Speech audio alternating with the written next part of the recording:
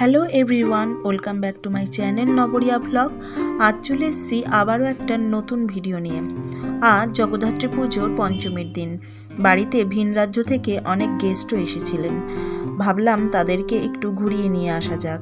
তো সবশেষে ডিসিশন নেওয়া হলো যে প্রথমে লাহিড়ী বাবার মন্দির, তারপরে চন্দননগর জগদ্ধাত্রী পুজোর লাইটিং দেখতে যাব।